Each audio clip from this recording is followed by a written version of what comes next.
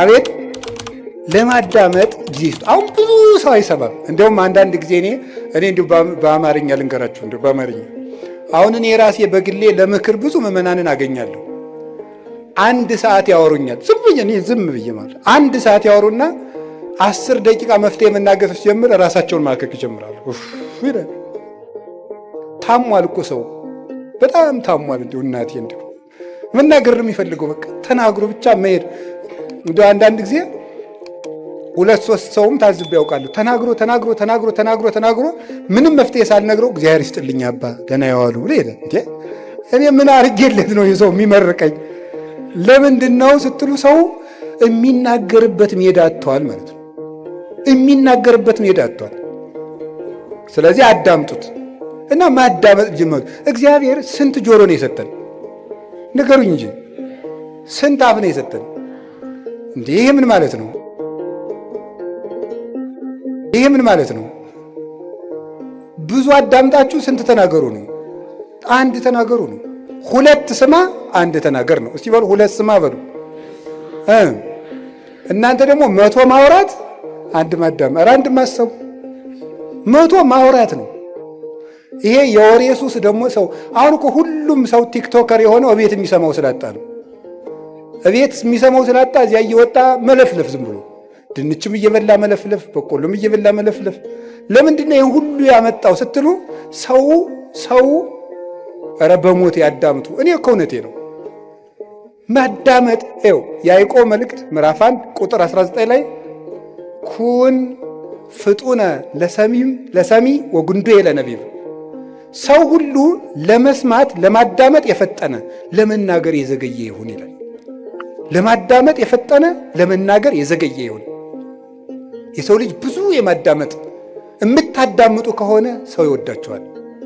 ከሰው ጋር የመኖር ጥበብ አንዱ ማዳመጥ ነው። እንደውም ልንገራችሁ፣ ሰዎች የት ይገኛሉ ብላችሁ ብትጠይቁ እኔ ልንገራችሁ የት እንደሚገኙ። አንደኛ የሚበሉበት ቦታ ነው የሚገኙት። ሁለተኛ የሚሰሙበት ቦታ ነው የሚገኙት፣ የሚሰሙበት ቦታ። ሶስተኛ የሚወደዱበት ቦታ ነው የሚሄዱት። አራተኛ የሚከበሩበት ቦታ ነው የሚኖሩት። ሰዎችን ብትፈልጓቸው የምታገኙት ከዚህ ነው የምታገኟቸው። ወይ ከሚሰማቸው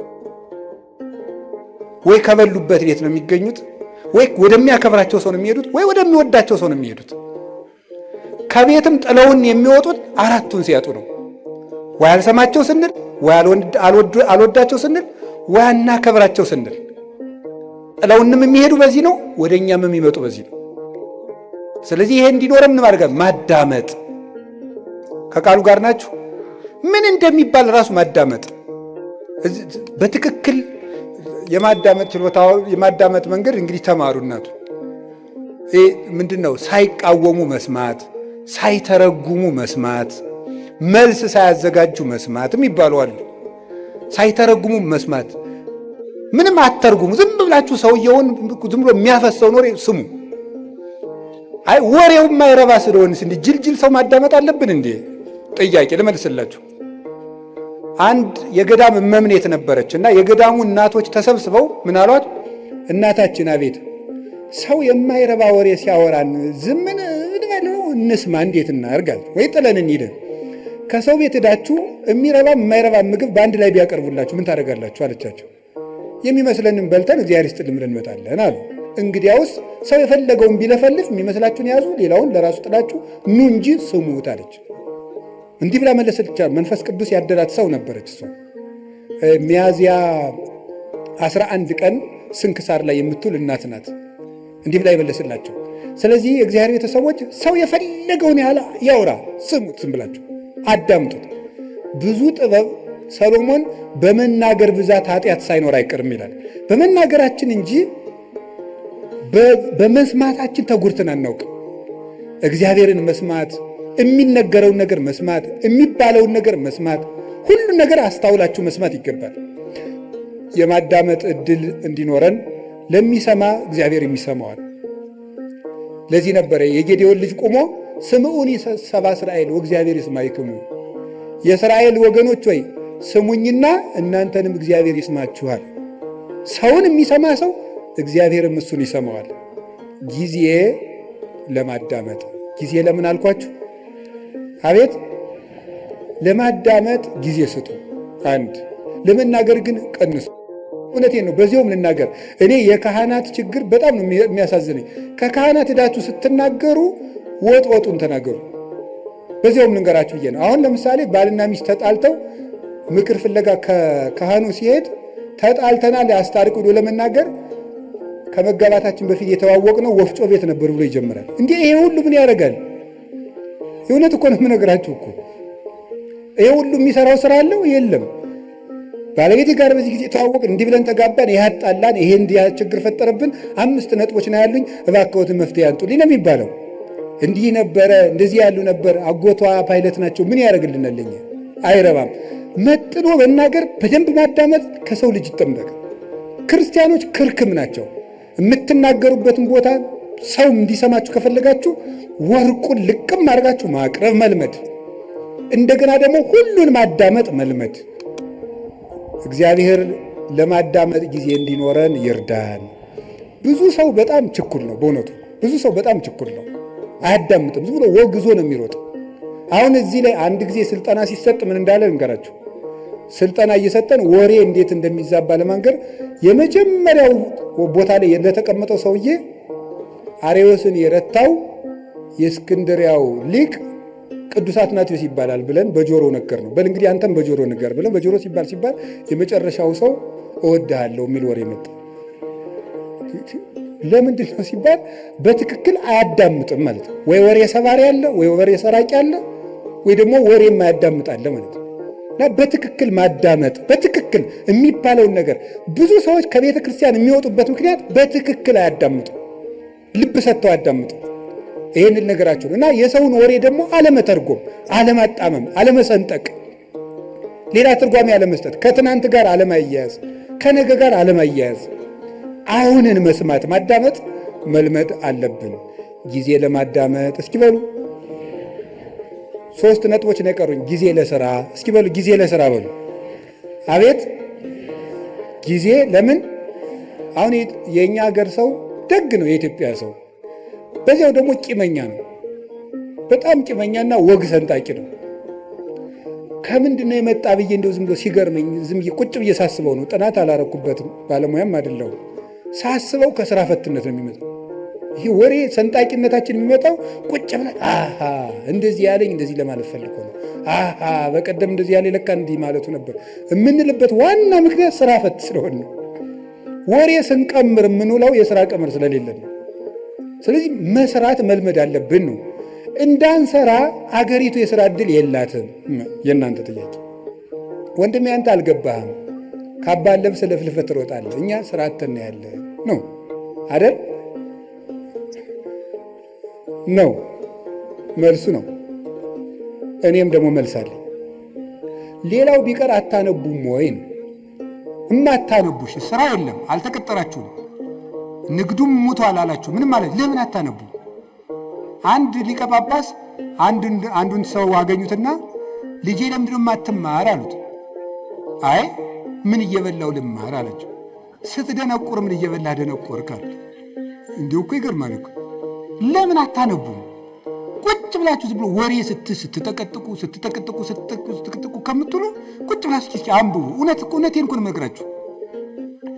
ተግባር እኮ የሐሳብ ልጅ ነው።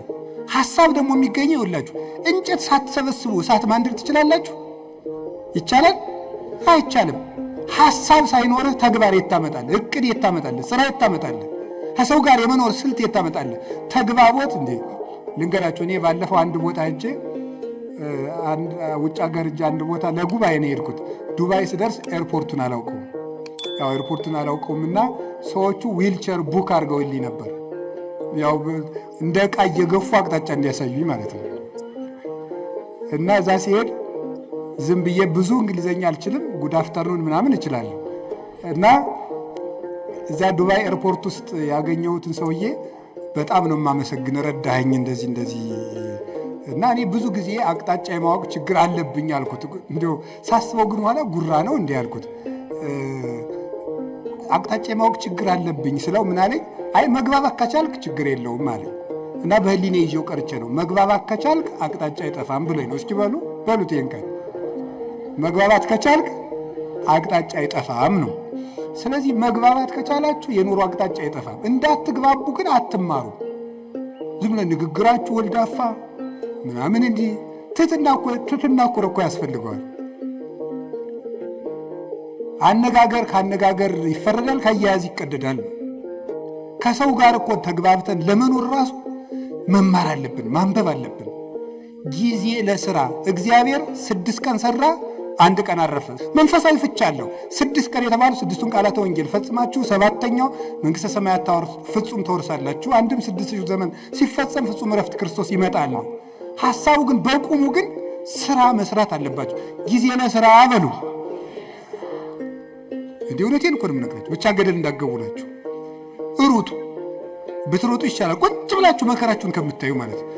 እንዲያው ይባላል ይላሉ እኮ አባቶቻችን። እንዲያው ዘመን አድርገን ስናገረው ስራ የፈታ አይምሮ የሰይጣን ቤተ ሙከራ ነው ይባላል። ሰይጣን ኃጢአቶችን ቴስት የሚያደርግበት ስራ ፈቱ ላይ ነው እየወሰደ። እንዲያውም ከሚሰራው ሰውዬ እያፈረ የሚመጣው ሰይጣን ሁሉ ወደዚያ ሰውዬ ነው እየሰበሰብ እና የሚሰራውን ሰውዬ የሚፈትነውን ሰይጣን የስራ ፈቱ ሰይጣን እስኪ ዞር ብዬ ልምጣ ብሎ ቀስቀስ ብሎ እንደው ሲሄድ ከስራ የሚሰራው ሰውዬ ጋር የሚታገለውን ሲያገኝ ረዚያ አትልፋ የኔ ስራ ፈታለ ናኒድ ብሎ እንደ ድግስ ወደዚያ ዞት የሚሄድ ነው የሚመስለኝ ነው። እሺ እና የምሬንም ነግራችሁ መጽሐፈ መነኮሳት በእርግጥ ምን ይላል? ከትጉሁ ባይታዊ ጋር የሚታገለውን ሰይጣን እንቅልፋሙ ላይ የነበረው ሰይጣን ይሄድና ናይን የሰነፋለ ብሎ ዞት ይመጣል ይላል። እዚህ ጋር አትልፋ ይለዋል። ያኛው ሌሊት እየጸለየ ቅንድቡን ሲለው ለዚያ እኮ ነው ይውላችሁ ከሚጸልየው ሰውዬ የተሸነፈው ሰይጣን ሁሉ እናንተ ላይ ነው እየመጣ ድብድም ያደርጋችሁ ጫንም ያደርጋችሁ ማለት ነው። ስለዚህ እንደዚያ እንዳያደርጋችሁ ጊዜ ለሥራ። እውነቴን ልንገራችሁ የኢትዮጵያ ኦርቶዶክስ ተዋሕዶ ቤተክርስቲያን ሆና እንድትቀጥል ከሆነላችሁ ስሩ። ካልሰራን ቤተክርስቲያናችንን በታምር ማስቀጠል አንችልም። ብድግ ብለን ዝም ብለን የኢትዮጵያ ቤተክርስቲያን አትበጠስም በፉከራ ነው አጠፋም። እነ ግሸን እያሉ እነ አክሱም እያሉ እነ ላሊበላ እያሉ እነ ደብረ ሊባኖስ እያሉ ረተው